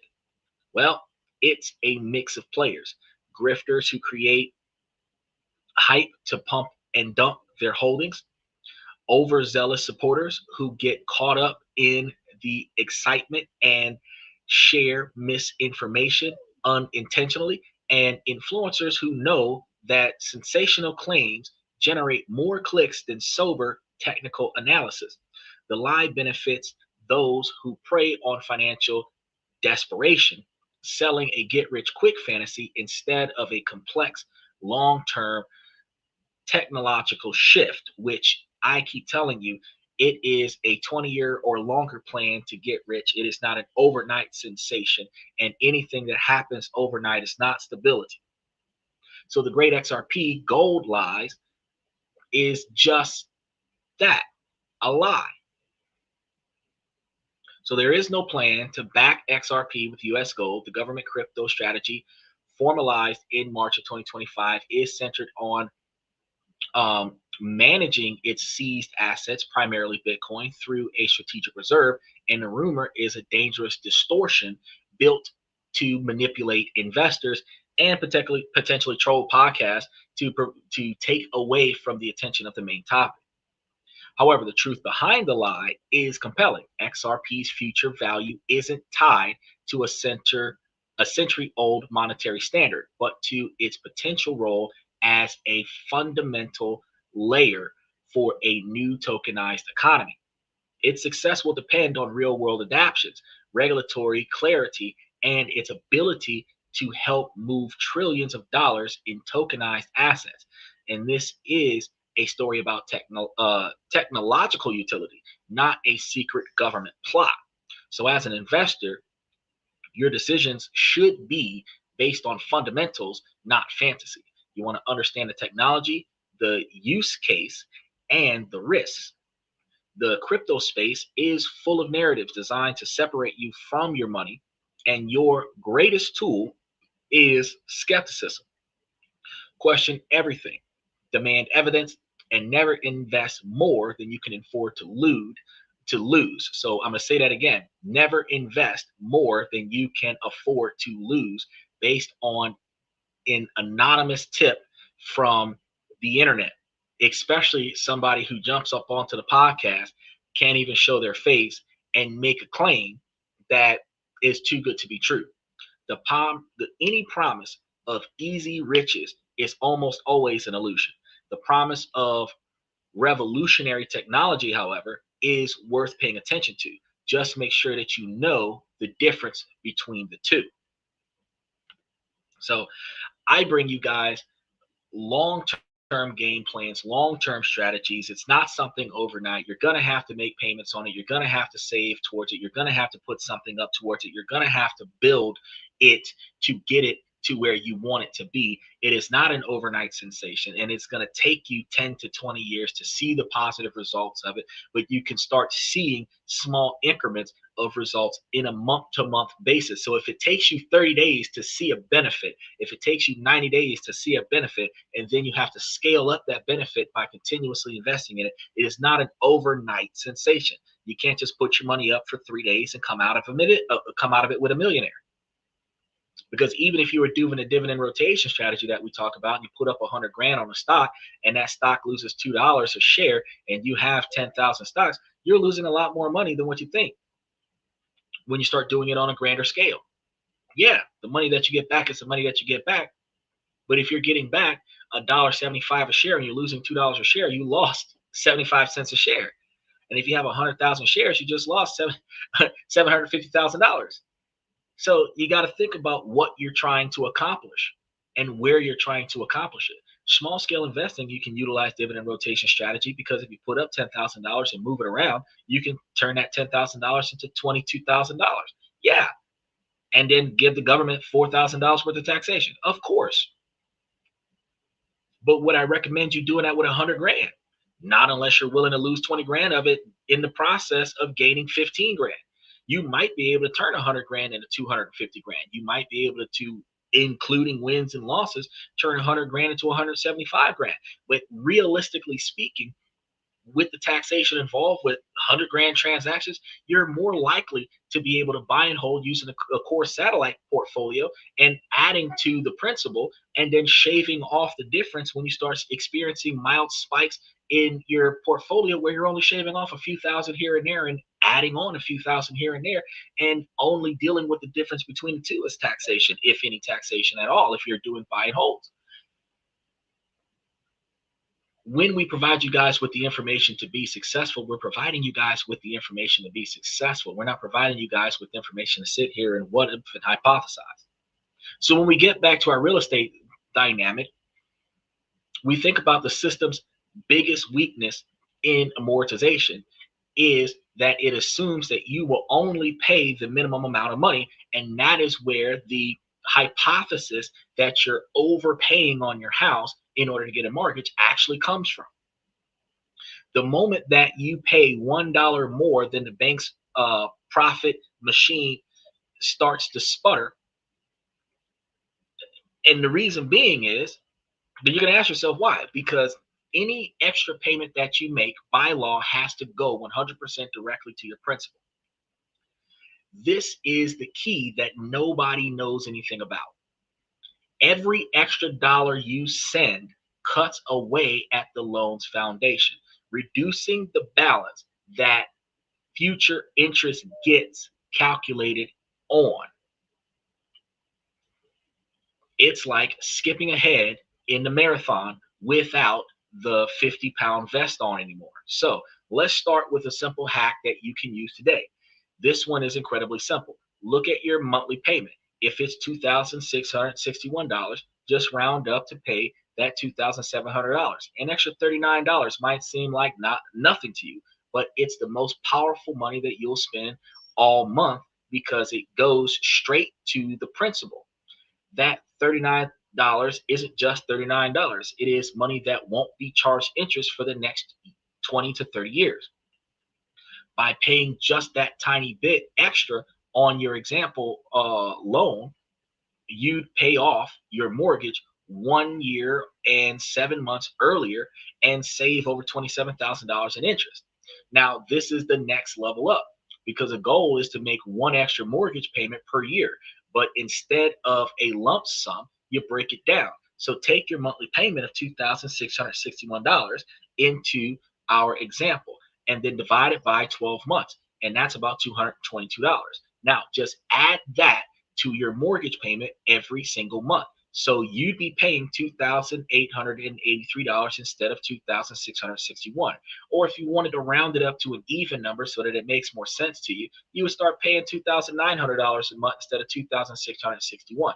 The result is that you'd be paying off the loan 6 years earlier and saving over $120,000 in interest.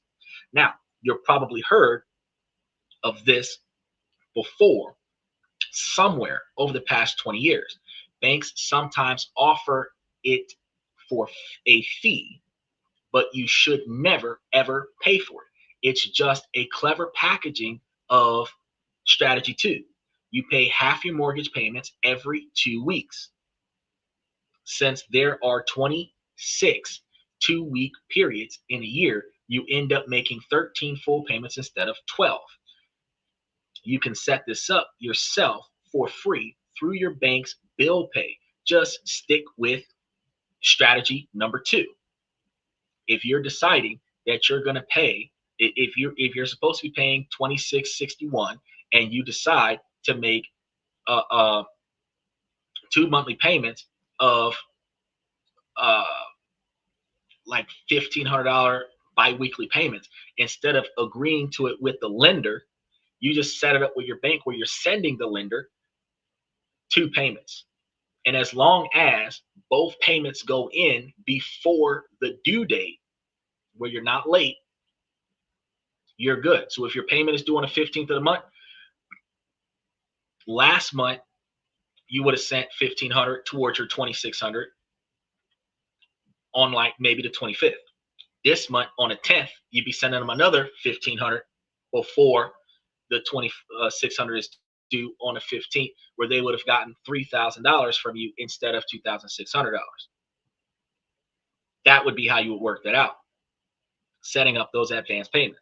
Now, one crucial point: before you send any extra money, you want to make sure that you check the contracts, call your lenders, make sure that your loan documents for something like this called prepayment penalties. You want to look for something like this on your loan contract. These are much rarer nowadays, but you need to be sure that that doesn't exist. And also, when you do send extra cash, clearly label it as for principal deduction only to make sure it's applied correctly. Um, this can work where if you're doing auto pay from your bank account and then you send a cashier's check or money order from your bank and then label it specifically for principal reduction only. This will limit what they do with the money when they get it. Now, we're about to get into the more advanced strategies, but knowledge is only powerful when you use it. So make sure that you guys take the opportunity when you have time to take a look at our membership, because we will be giving you guys amortization buster information spreadsheets that you can gain access to see how this works with your loan, specifically for members. So you'll be able to plug in some numbers and see it for yourself and be able to crunch some numbers from time to time and see how much money that you can save. Seeing that you can save $50,000 or $100,000 is incredibly motivating. So you want to make sure that you go to the membership in the description, and you want to be able to take a look at your decision to get in on all of the extra information that I got provided for you guys to make you guys more successful. Now, if the first two strategies were about chipping away at the chain, these next ones are about taking a sledgehammer to those same chains. Most people think refinancing is just about getting the lower interest rates, but the most powerful way to refinance is also to change your loan's terms. So I'm talking about refinancing from a 13-year mortgage into a 15-year mortgage. Let's go back to our loan. Say you're 5 years in, your balance is down to about $378,000 from that $400,000. You've paid the bank over $160,000 just to knock off $22,000 in debt. You're disgusted. You see that as of late 2025, a 15-year mortgage rate is around 5.51%, while the 30-year rates are about 6.23%. You decide that you want to refinance the remaining $378,000 into a 15-year loan. Yes, your monthly payments will go up, but you are forcing yourself onto an accelerated path. On a 15-year loan, a huge chunk of your very first payment goes directly to the principal. You build equity and a staggering rate. By switching, you could save over $200,000 in future interest and be completely debt-free a decade sooner. Now, this is for people with stable incomes, but it's one of the best ways that you can break the cycle. Now, the final strategy is the most aggressive, and it is not for everyone, but this one is the one that you hear about in Pay Off Your Mortgage in 5 to 7 Years video. It can work, but it requires serious financial discipline. If you aren't great with budgets, don't attempt this. Matter of fact, if you suck at maintaining a stable income, it is in your best interest to get the longest loan possible with the lowest monthly principal or the lowest monthly payment required, so that you can take more of your available funds to put on the loan every month that you can afford it. Potentially putting a percentage of your loan amount off to the side as an emergency fund in case you have months where you don't have money, so that you can offset the cost of when you don't have money to pay. You need to be able to budget the times when you can't afford to pay your mortgage so that you're not missing payments on your mortgage. Yeah, if something happens where the whole government goes to shit and then they offer payment options where they can help you pay your mortgage, you take advantage of that as well. But if you have a $2,600 a month mortgage and you got $15,000 or $20,000 set aside just in case you can't afford to pay for the mortgage.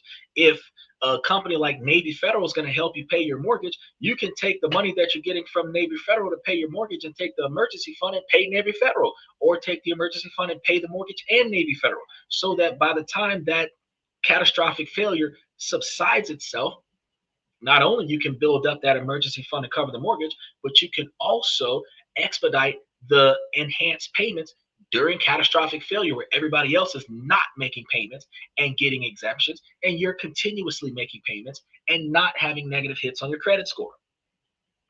Now, this is going to involve using this fifth method is going to be involved using home equity lines of credit, or they're called HELOCs, as a weapon against your mortgage.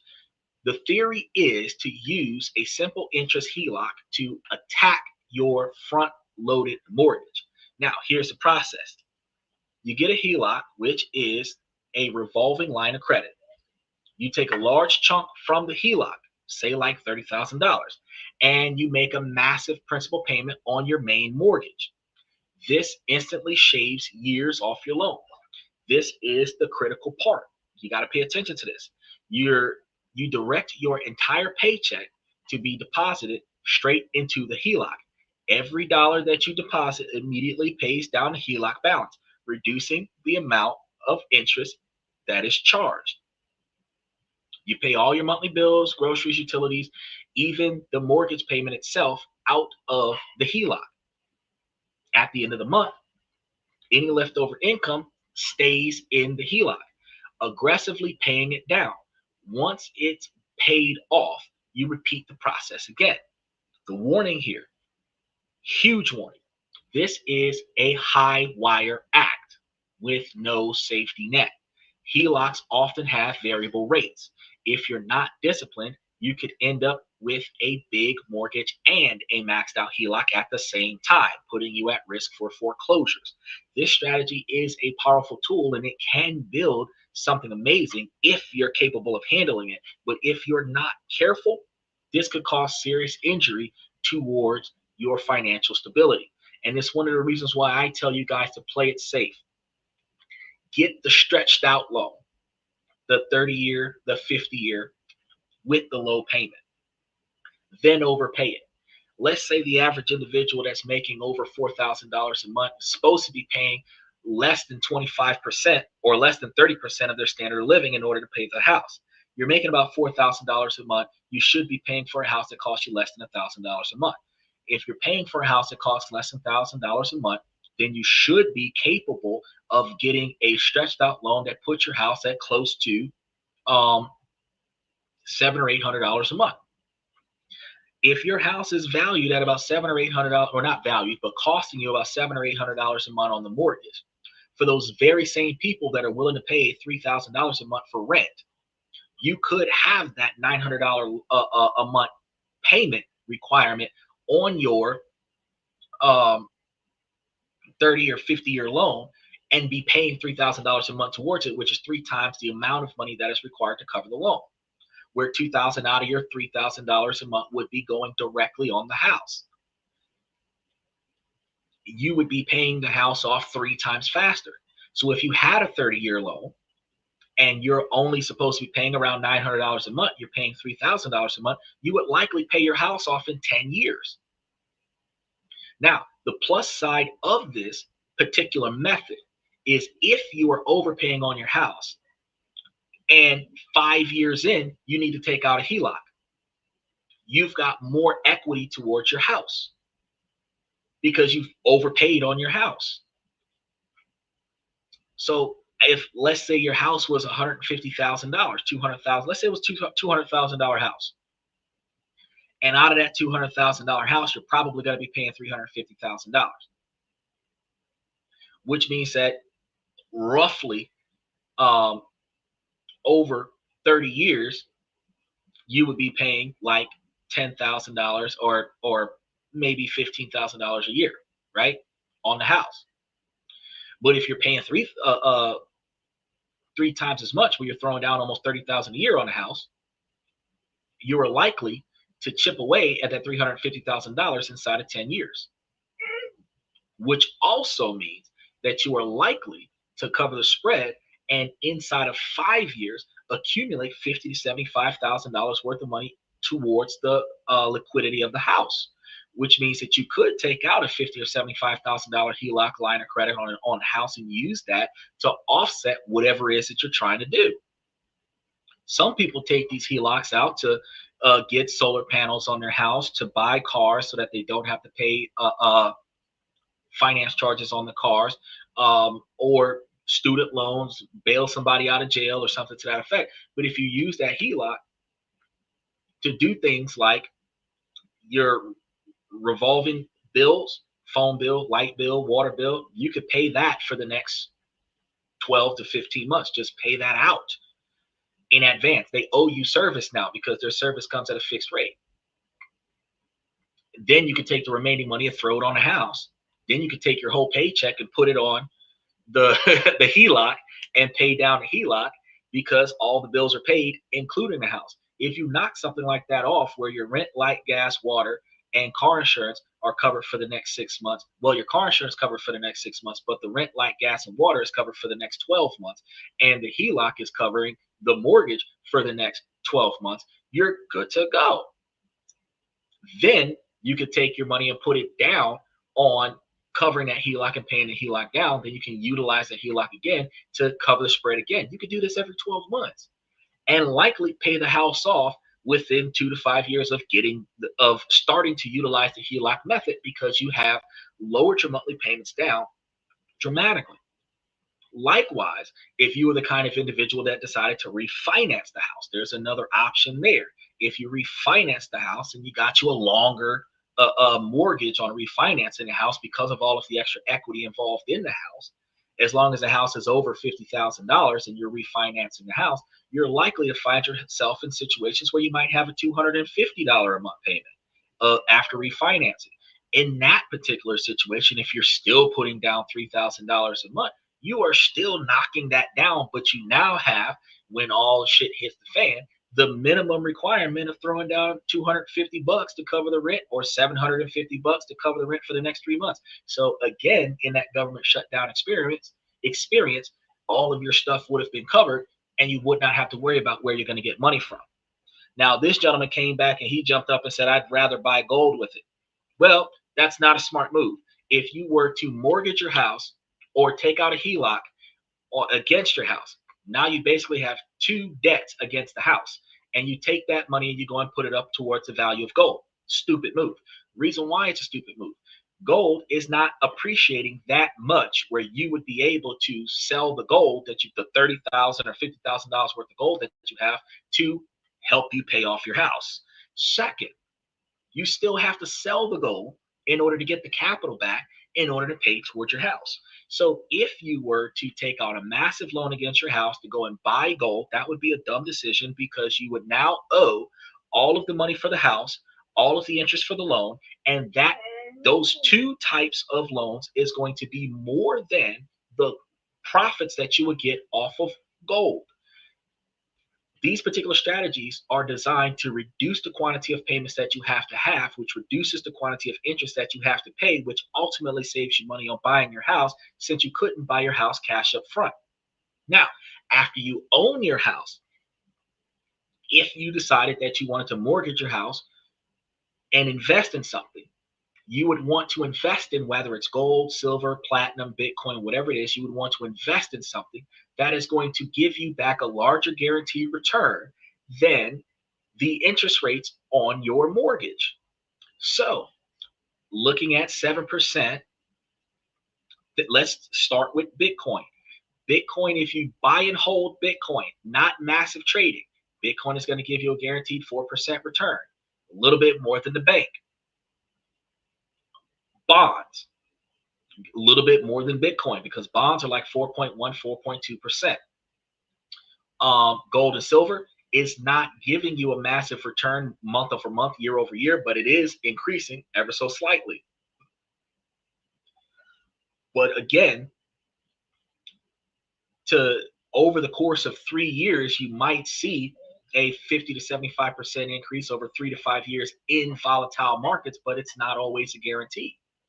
all year, all of 2025, it has juggled between 3.7 and 4.2, which is about a $500 difference, which is about a 10% increase.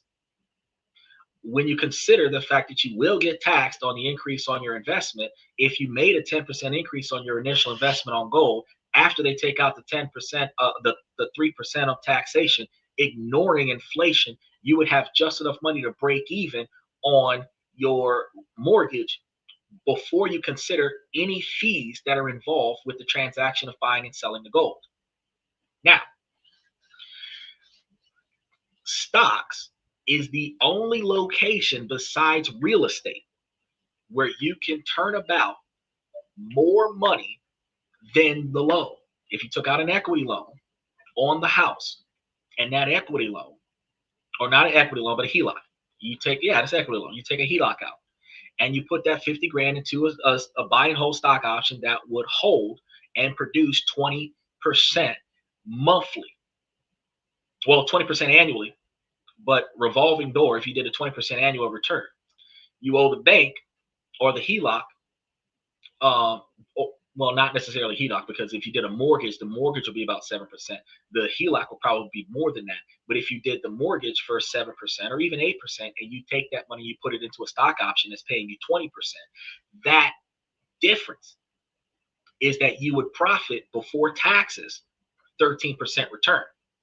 Now, the smarter move is not to mortgage your house and go buy gold. The smarter move is to, if you're going to do this, mortgage your house and go buy a 20% stock option from a blue chip company that's paying you cash dividends every month, because that company will give you more money back every month than what it costs to pay back the loan.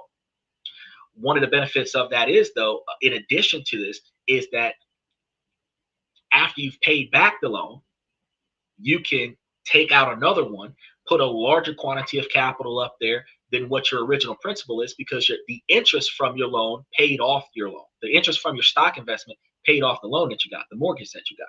So you keep the principal and pay off the mortgage. Then you do it again, and now you're going to be having a larger quantity of money there for your stock option, and you can still use that 20% return to pay off a smaller portion. So if you took out 50 grand the first time, you paid it off, you took out another 50 grand, now you got 100 grand there. Now you're getting 20 grand instead of 10 grand.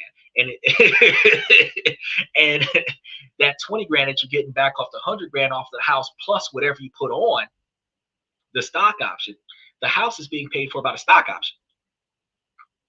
You can't pay for your house with the gold that you're holding, because you got to sell the gold. You keep the stock option, and you use the cash from the stock option to pay off the loan.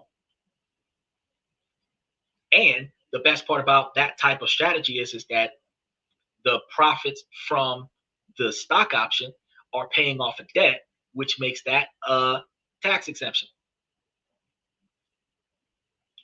You borrowed money and then you paid it back. That's it on paper. So you've increased your assets by 100 grand over 2 different mortgages, and zero profit came about because you took all the money that came out, put it on the loan. Now, that's got nothing to do with your day-to-day paycheck, because your day-to-day paycheck stays in your pocket, because anything you do towards that type of transaction pays for itself. And since the money comes in on a regular basis at the same time, even if you decided, let's say that the payment happens at the end of the month, the loan is due at the beginning of the month, you pay for it with last month's payment off of the stock option, or you could pay for it this month's payment out of the paycheck, and then reimburse yourself off of this month's stock option. Or you could start off by paying it off of your first check and then take the stock option and pay for next month, so that you're always a month ahead of the payback. However you do it, when you borrow against the asset, that's when the house becomes an asset. When you borrow against the asset and you turn a profit off of that particular action, you start making far more money off of keeping the principal that you borrowed and paying off the loan. Now, utilizing these types of strategies allows you to leverage your house no longer as a liability, but leveraging it as a sustainable way to build wealth. Because if you went from just having a $200,000 house to having a $200,000 house and a $50,000 stock option, then you go to having a $200,000 house and a $100,000 stock option. Now you got $300,000. When you start leveraging all of your assets to get you a $150,000 quantity of capital, you can put that towards your $100,000 worth of assets and now have $350,000 worth of capital towards your $200,000 house, where you can then take that 20% return back and pay towards all of the stuff on the loan and not have to worry about where your money's coming from to pay the loan. How you doing, Hockey? Greatly appreciate that. Thank you so much. So just taking all of your money and throwing it on gold is not a logical or rational thing to do. Taking a percentage of your portfolio and buying gold, buying silver, buying precious metals, buying Bitcoin, buying real estate, and buying stock options are all, they will need to connect their mic before they can add themselves to the stream. So Mr. Satellite, you got to you got to add the mic in there. I see you, buddy. Good to see you. Good to see you diving in. I seen it gave a pop-up that Mr. Satellite is on the show. I see you, Mr. Satellite. The mic and the camera is gonna have to be connected before you can end up onto the stream. But I appreciate you diving into the background there. He said, I have no access to it. Oh, well, that's about as close as you can get onto the show, but I really appreciate you jumping into the back screen. He said, I don't know how to get it back. You have to, I guess, because you've identified, it says Turkey Burden is your YouTube account, and you would have to go back to your settings in the registration of your account and then approve the mic and the camera. That way you'll be in there, because I can't put you on because it won't let me, because you don't have access to a mic and you don't have access to a camera. But I do see you in the background and I can see you in private chat instead of me seeing you in the comment section. But good to see that you dove in. Now, where were we? These strategies are very powerful tools, and it can build something amazing, or it can cause you some serious injury if you're not careful. So it is only for financially savvy and organized people who are structuralized about their finances, which also means that if you're in a relationship with a partner that is financially savvy as well, you guys can plan to take this type of strategy into action together, and you guys can alternate who's going to put up the money to cover these types of activities, which allows for you guys to take drastic improvements towards your wealth and growth, which would lead you guys inside of the first 2 years of your relationship to be financially wealthy. Whether your $500,000 portfolio is paying for your $30,000 standard of living, or your $750,000 portfolio is paying for your $70,000 standard of living, you don't have to work anymore, and y'all can spend the rest of your lives together, hanging out together, enjoying your time with one another, traveling the world. Ladies who want to be in a relationship with a man that travels the world with them, they can put forth more effort into building a financial life with that person that generates revenue that they don't have to work for, so that you can travel the world, instead of just expecting this guy to break his back every day and then send you all over the world, because he's got to go to work. He can't travel the world with you because he's got a job in order to maintain that standard of living for you. You know, practical decisions. That's what we need to be working on. Now, we told you guys that a 30-year mortgage is the key to a better life. That's what we were told. And now that you know that the key often lacks certain locks, that you will find yourself stuck in a system designed to enrich a lender first instead of the borrower. By me giving you information that you can utilize to magnify your borrowing power, because loans can turn you profits as the borrower if you invest them correctly.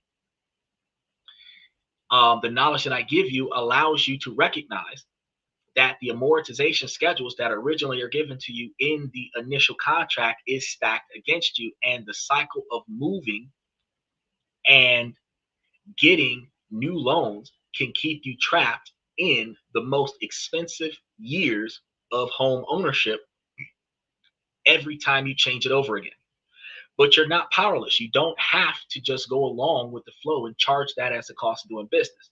You now have the playbook, and you have to understand those traps to utilize this playbook to your advantage. That helps you have the ability to escape these plans. And from something as simple as rounding up your payments to more advanced strategies, there are clear, actionable paths to freedom. Home ownership should be about security and building wealth, not a financial ball and chain. And you now have the knowledge the banks would rather you didn't have. Now, the choice of what you do with it is clearly up to you. And it is time to stop just renting money or renting houses and start truly owning your own home and owning your own future. So if tonight's show opened your eyes, I want to make sure that you guys hit the like button and make sure that you tell the algorithm that more people need to see this. You want to share this with somebody that you know that needs to use it. One more thing we did talk about today, I want to make sure that y'all remember that we talked about how XRP is not what they say it is. They are not about to back XRP with gold, and gold is not going to $25,000. We've proven that with all the information from today. Be sure that you guys take the opportunity to hit that notification button on future shows that I'm going to be posting after the show today, because we are going to provide you with more content that breaks down the financial systems that are holding you back and then block. Okay, so now I see your mic, but I got to see you. Can you unlock your turn on your screen here, because you got to be over the age of 18 to get up onto the show.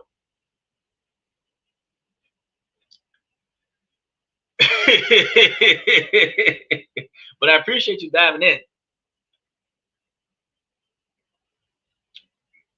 Because of YouTube policies, I have to put adults onto the show.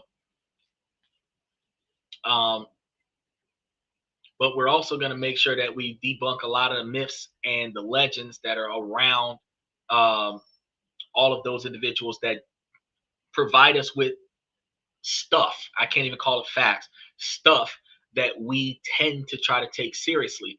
And I want to debunk those myths and provide you guys with more factual information that will allow you guys to make more informed decisions. Now, one of the things I am going to tell you guys is that on a regular basis, you can ask the Google lady.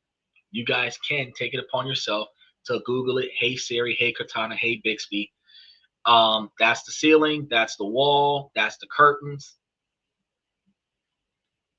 And then you're capable of making informed decisions where you can know exactly what you want to do and where you want to do it, which allows you to be able to be more informed in your decisions.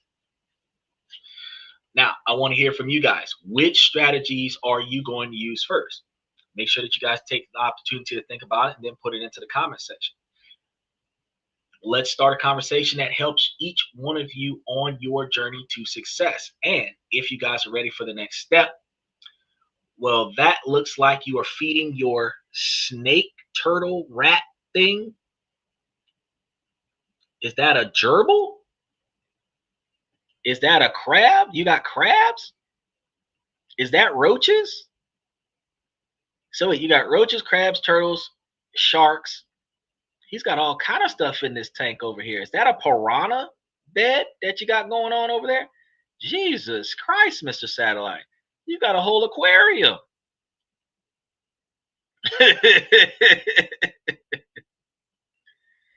And that's a soft shell crab. Yeah. All right. All right. Special shout out to Mr. Satellite showing me his soft shell crab, his sharks, his piranha bed, a snake that looks like it's eating the gerbil. His poor gerbil. I don't know why he put the gerbil in there with the snake, but the gerbil's being eaten now. Yeah, I'm giving you guys play-by-play. Now, if you guys are ready for the next step, make sure that you guys check out the videos that we're going to have, because tomorrow is going to be our questions and comments from the fans. And you guys will be able to ask appropriately designed questions that'll help us with improving ourselves and improving our decision making. And then make sure that you guys remember that I will help you guys with details on how to build wealth outside of your home, so that you are not in a situation where you're just simply debt free. You will also be truly financially independent and self-sufficient, self-sustainable, which is far more beneficial than just getting rid of all of your debt. Now, First thing I'm going to say is, ladies, as long as the situation doesn't make sense, I'm going to keep asking you ladies to make it make sense. So ladies, please make it make sense. And then fellas, I give you guys this information to help you guys become higher value men. So if you guys take the opportunities to utilize this information to make the changes in your life that are inside of your control, and then navigate around the things that you can't, then you can give yourselves a better life. Ladies, this is a male-driven podcast from the male's perspective, but you too can take this information and make yourselves higher individuals. All you have to do is just focus on the things that you know you need to change. Stop doing the things in 2024 that wasn't working for you. Stop doing the things in 2025 that wasn't working for you. Start finding things in 2026 that will be better for you. I want to say I appreciate you guys for coming to the show. Special shout out to Mr. Satellite. Thank you guys for coming to This and That. I'm your host, Xander, where we talk about this, that, and everything in between. And I will see you guys tomorrow night.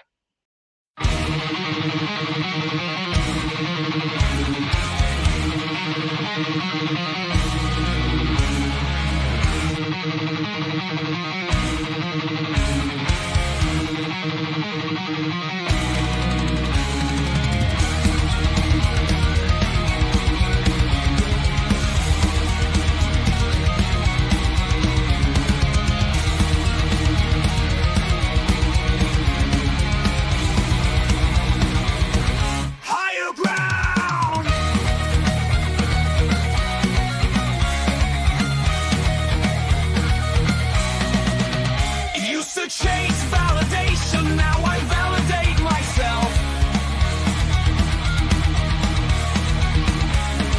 Building inner strength, putting doubt upon the shelf. No more unnecessary drama, no more wasted time. Climbing higher, constantly making my own climb.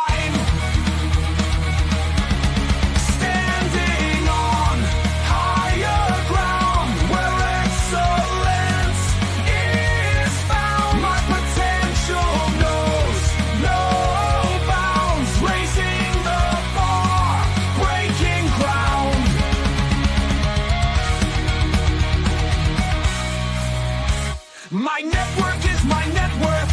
Choose your company wise. Surround yourself with eagles, not with sheep in disguise. Every interaction is a reflection of my brand. Quality over quantity, that's my personal command.